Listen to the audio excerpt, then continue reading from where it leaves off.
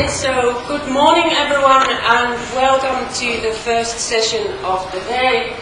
Our first speaker is Esma Baycan from University of Blumenfeld in Belgium, and she's going to present us a paper titled Critical Assessment of David Miller's Theory of Migration. What do we owe to migrants according to Miller, and why should this theory be modified? Good morning, everybody. Thank you for being in here. Special thanks to the organizers as well as Professor Miller, who is going to be preparing during my speech. I will start quickly, actually, because that was like a very long paper, so I don't treat every subject that I treated in my writing, so I selected a part of them. So, international migration has increasingly become an important political reality that already eroded sovereignty of the United States and their territory. My paper looks to answer the following questions in the perspective of the migration. What do we owe to migrants? Should the transnational act of crossing borders be morally defended or rather rejected to? And my main aim of the paper was to describe Miller's theory of migration and assess its strengths and weaknesses in the first two steps. A third step defended migration after the first two as a matter of global equality of opportunity, and argued that Miller should defend this global equality of opportunity through migration. So that's a little bit how the paper looks like, actually, and I definitely won't talk about the first step at all today in this presentation. Instead of fully presenting the first two steps and answering which specific ethical duties are owed to migrants at the national level, or which potential migrants are owed admission as a matter of justice, I will today limit myself to develop one element of Miller's approach, precisely moral contextualism, and present the shifts that I am proposing in relation to that. Miller conceptualizes a thick notion of social justice at the national level, whereas at the global level, such a requirement like impartiality among citizens or like among individuals doesn't apply. As a result of his contextualist approach to justice, two particular weaknesses arise from migration. First of that, there is a sharp division between this global and national spheres, and migration as such is, of course, like falling down in either of them. So it's like a more in-between type of sphere. And because of this in-between nature, the priority problem arises between principles related to different moral contexts. I argue that migrants' individual context should be added to this picture to fully capture the phenomenon of migration. Moreover, by doing so, fluidity will be assured between these levels. Considering that Miller solely permits migration as a matter of discharging global remedial duties, so there's no other condition for migration as far as, of course, he would probably correct me if I'm interpreting his thoughts in a way. Since I have written my paper in form of an internal critique, I have identified Miller's desert principle as relevant to make such a shift from within his theory. Desert principle developed in his book, Principles of Social Justice, related to the past good deeds and merits of an individual. By arguing in favor of adding migrants' individual context to account alongside two other contexts, I also argue that migration caused by the differences in the set of circumstances among nations, to the extent that they intervene in a significant way to the migrant's lifeline, should be permitted as a matter of justice. Thus, the receiving states should grant admission to these migrants. So that's my main point. By making such an argument, I'm defending migration on the basis of global equality of opportunity, since the desert principle is considered to be a pre-institutional principle. That means like the institutions, including the state border control regime, can be maybe, I will just like seek a way to make that type of argument possible, can be judged as being unfair by a particular understanding of the desert principle grounded in the receiving society's culture. Now let us just take the example of a student interested in astrophysics from Mexico willing to do graduate students studies in astrophysics. There's a student, Mexican student, and you just want to study, do graduate student studies in astrophysics, and then work for NASA. There is like this personal motivation. This is just an example among others, so I mean, it might be just the case for studies, but it might as well be, there might be other cases for why migration can become particularly important for someone. So this objective for him has such an importance that he is ready to leave his homeland behind, which does not provide the necessary set of opportunities for him to have a fulfilling life. Moreover, to do so on the basis of what he has accomplished in the past in terms of his academic track and other criteria makes him deserve his objective. Imagine that this type of judgment be also made by American society. By that I mean like the American society would judge his deserts as being like relevant among other American students.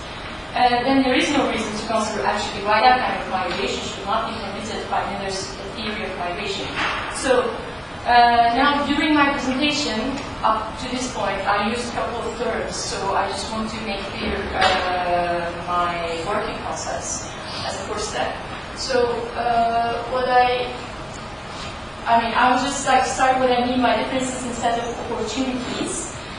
What does it mean to say a country X has like a different set of opportunities than country Y? Let us first start with what we mean maybe by opportunity. Because without a distinction, our concept in question seems to be understood as another way to point out the inequalities at the global level. An opportunity does not necessarily refer strictly to an economic value, and therefore differences in set of circumstances among nations cannot be used to point exactly global inequalities. Even though for some cases there is a positive proportion between offer and opportunity. An opportunity does not in itself correspond to, again, an economic value. An opportunity corresponds to a favorable circumstance for someone to take an action and achieve to a certain goal. So it's an activity-specific concept rather than another way to point out a general level of affluence of a certain nation or the inequality among different nations. So it is interesting in that sense to take a look to OECD's newly freshly published index. So since 2011, OECD is publishing an index called Better Life Index to measure the well-being of different nations based on the priorities that the nationals actually identify. So in that sense, there are 11 different priorities that one can identify, even though I'm not going to talk about that. But let's just like take a look what Finns has identified as being the most relevant or priority elements for Finland. And we can see environment, health, and education are the top. Well, you can see the environment is like the top priority for Finnish people. So then, if the government would like conduct a policy where the environment would be harmed, then the Finnish people would be just really unhappy about that, because that index like sort of asks the question: how is life in X, Y, Z country, right? How is life in Finland? And a Finnish person, I imagine, according to that index, would be saying like, well, life is nice in Finland as far as like those priorities of ours would be sort of respected. Whereas you can see, I just like took completely random different picture of South Korea, where you can see like the safety is the most important thing. So, I mean, this is in a way related, the type of argument that I'm making here is in a way related to that kind of like picture. There is no problem if you're a Finnish person and you think, like the majority does, that the environment is very important, then you will be happy in Finland, right? Because there will be policies conducted according to that kind of picture.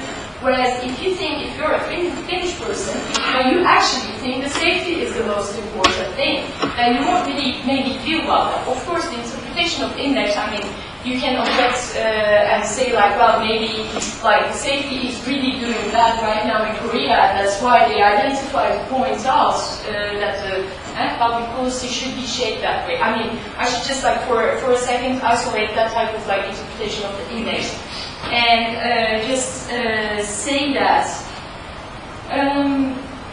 that maybe a Finnish person, if that is the case, that he finds the safety more important than the environment, and it is definitely intervening in a very significant way in his lifestyle, might want to go to Korea and conduct the rest of his life over there. So that's type of like general picture. So, okay, let us just like pass to the second concept, or what I mean by moral contextualism. So it helps to refer actually the ethical universalism to better understand what moral contextualism means, and Miller does it in his writings as well. In the case of ethical universalism, the principles of justice are applied everywhere and all the time, right? Whereas for moral contextualism, the application of principles should be relevant to the moral context that social relations are taking place. So like in terms of social relations, different moral contexts are like formulated, and then you have like different set of principles relevant to that particular context. So the formally it would look like that. So rather than laying out principles, principle one for that context, there are like several principles, as well as they might like get like contradict, but they might get clash. We will talk about it a little later. So and lastly, desert principle. This principle like comes from deserving, actually, like someone deserving something on the basis of an activity or performance that he had done. Basically, that's what it means. And so I should just probably pass this. So after having explained working concepts, now I will first talk about weaknesses and tensions related to moral contextualism, and this will be followed by a second step where I introduce my proposal on the global equality of opportunity through migration in relation to the moral contextualism. So I leave all the like other critical parts that I developed at the first section actually a little bit behind. I just followed that particular argumentative path. So this proposal coming from within Miller's theory means that my paper constitutes an internal critique. Moreover, it makes an interesting case for the subject of migration, demonstrating the richness of Miller's theory. So let me just like begin with moral contextualism. We already defined that principles of justice according to moral contextualism were rising relevantly with respect to different relationships, and that Miller conceptualized a big notion of social justice at the national level, whereas a little bit weaker notion of social justice at the global level, where like equality would not be like relevant principle, so to say. As a result of his contextualist approach to justice, there is a sharp division of these two levels, which is problematic for treating the issue of migration, and so again, it's situated between the two levels. And so as a result, whenever we treat the subject of migrations from within Miller's theory, then there is this like clashing principles and clashing contexts. So I will just like talk about first this priority problem, and then apply it, like also summarize what it actually means for the context of migration. Miller's moral contextualism is in tension actually with his allegiance to Rawls' concept of reflective equilibrium, which he considered to be a condition that a solid moral theory has to fulfill.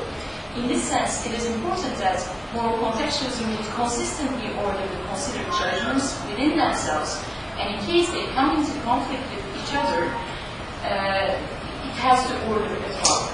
In what follows, I will argue that Miller's theory is only capable of satisfying conditions of what Rawls calls as like a narrow reflective equilibrium, and not of a wide reflective equilibrium. This distinction actually was introduced by Rawls later in the Justice's Fairness, in which he expresses his regrets for not having introduced it earlier, because he thinks like, well, this was actually like the concept that I was targeting, when I was talking about reflective equilibrium. So what is the distinction? I will just like talk about it a little bit. Narrow reflective equilibrium is achieved when the general convictions, you remember like the reflective equilibrium was like on the one hand you have like your general convictions, moral sentiments, and so forth, that intuitive wise type of like sense of moral. And on the other hand, you do have like rational principles of justice, and you are just sort of like in between the two and thinking about what would be like to find a harmony between them, which is like a continuous process and support and so on.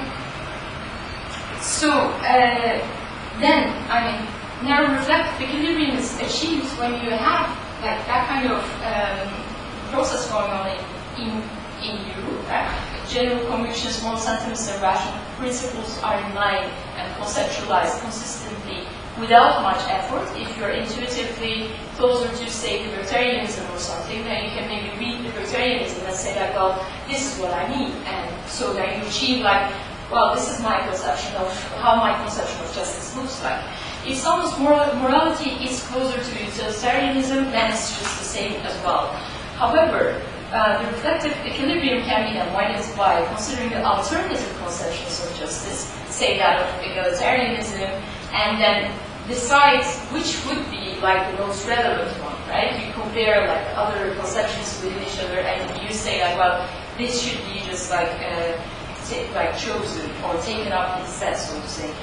Let us now demonstrate it with an example on the assignment of global remedial responsibilities. So in his book, National Responsibility and Global Justice, he discusses the various moral logics for assigning responsibilities, like moral, like different logics, like moral outcome, causal benefits, and so forth.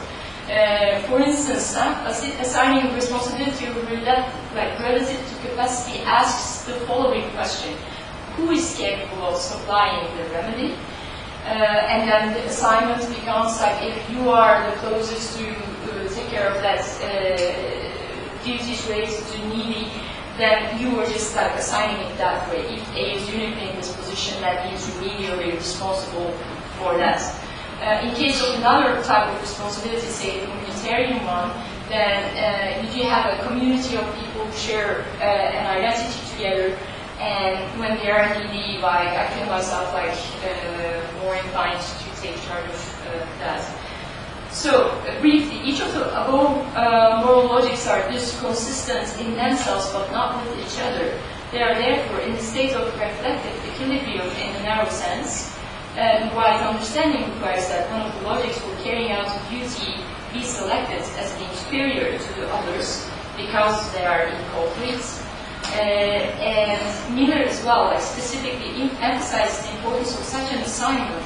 Yet settles, unfortunately, for none. And I quote, as far as I can see, there is no algorithm that could resolve such disputes. We have to rely on our intuitions about the relative importance of different sources of connection and information.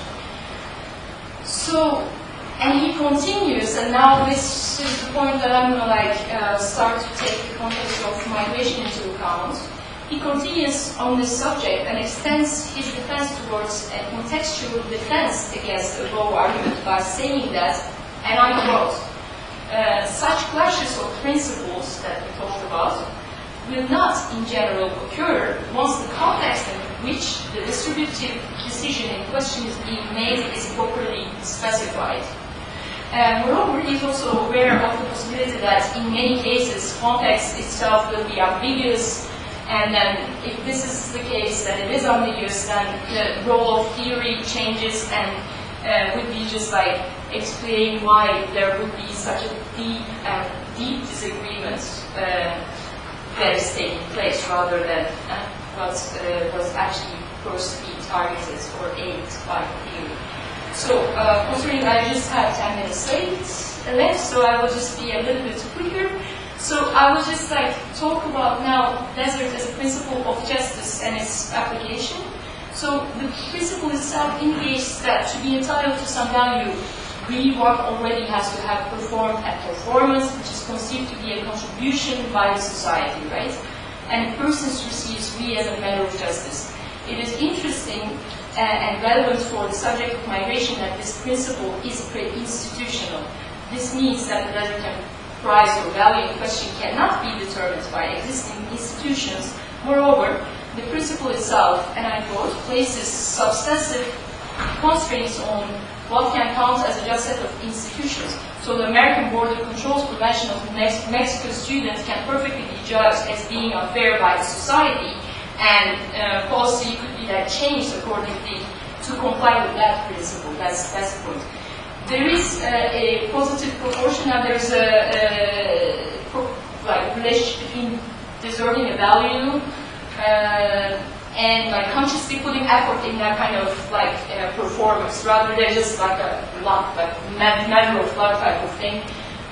So it is instead institutional, related in some way to the factor of luck, and then we have like a distinction between pure and circumstantial luck.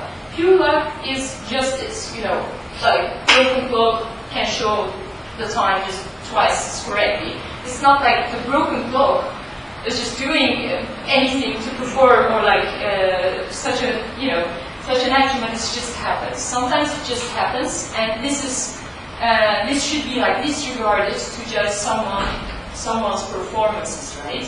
What should we actually like look at is like someone really performing and like targeting to perform and like making a conscious effort for that kind of thing. And so the second type of luck, which is like the circumstantial luck, is sort of related to performances, right? So circumstantial luck, however, is a set of opportunities which should be present for someone to be able to ever achieve something. An African living in an illiterate tribe naturally cannot be expected to deserve a dissertation prize.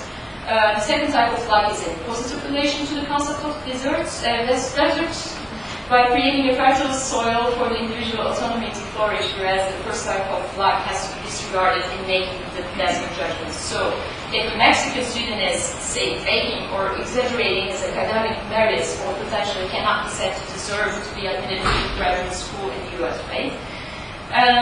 So the influence of circumstantial luck, however, as clarified by Miller, cannot be fully compensated, as it always is present at the background of human performances. And he also clearly says that the different societies generating different growths of circumstantial luck cannot be taken into account as being relevant for applying the desert principle to them. So I'm just like contradicting in that way. He allows, however, that the desert judgments can take them into account if the differences intrude in a fairly clear and direct way on the performances. And so that's where actually like I take the point and extend it a little bit. So then, I mean, when it comes to the reasonable quote, like defending such a position, I just emphasize the differences in circumstantial luck that they correspond to the differences in opportunities across nations. And the act of migration in that sense is motivated by the set of opportunities that different nations provided, right? And as we already emphasized, it's not like because the nations are not like equal or something, or like they're just like motivated. I mean, they might as well be motivated by like better life circumstances and such, but it's not like purely economic logic that we are talking about here. Actually, now, the whole thing, like the whole structure of the paper looked like that, and in that sense, there were as well like double application of desert principle to just also satisfy the conditions related to the nationality principle of Miller's theory. But I'm not talking about those parts. I just had to limit myself to that point. What I really need your help is like how to actually like formulate such a reasonable quality of opportunity. I mean, if we say like migration takes place whenever there's like a very limiting condition for someone and it's very personally important to that person, but it's like we ultimately take the person to be the judge of that kind of situation, right? So, but we have to like theorize in that way, and we need to like have like a objective like criteria to see how to formulate, or like how to formulate that kind of thing to include like groups rather than, or I mean like groups I don't mean like groups as migrating as groups, but just like more than an individual level, like if we would just like raise up to a larger scale, so to say, how could we then formulate? I mean, if anyone has any type of opinion about that, just let me know. So, I mean, I just should say maybe as well, I mean, the summary should be something like, in cases in which the present set of circumstances of the homelands intrudes in a fairly clear and direct way on the individual achievement, and the individual has demonstrated merit or interest in some activity for which another country provides relevant set of circumstances, as well as, and this is what I didn't really talk about, has demonstrated his willingness to integrate and become a full member of the receiving society, then he can migrate, and the society in question will provide him the membership based on a pre-institutional concept of deserts situated within their national culture. Now, if one of these conditions will turn out to fail, for instance, say the first two are okay, but the migrant comes up, is very motivated to become a full member, however, he refuses to, I don't know, say something simple like not like learn the national language or something, and just like keep speaking all the time in English or something like that, or anything which like sort of demonstrates clearly his sort of isolation in, you know, relation to the receiving society, where I call like sort of failing to have like a public identity in a way, or like an identity that people consider that person to be like in interaction with them. Then as well, if this is like the case, then we should even consider to deport that migrant. But then the judgment on which we are doing such a thing is just like about his like sort of conscious efforts, right? I mean, if this is the case that he really tries to learn the language, he never achieves it, then one can understand it. But if you would be saying like, well, I would just choose the culturally like similar migrants to Finland, so to say, then it's just a little bit unfair in terms of like black egalitarianism type of argument that person actually, I mean, has not chosen his culture, whereas he can choose his activities, then maybe you can just like judge over that and set up some type of like minimal reasonable conditions for that kind of migration. So I could go on and on, but maybe I should just like stop and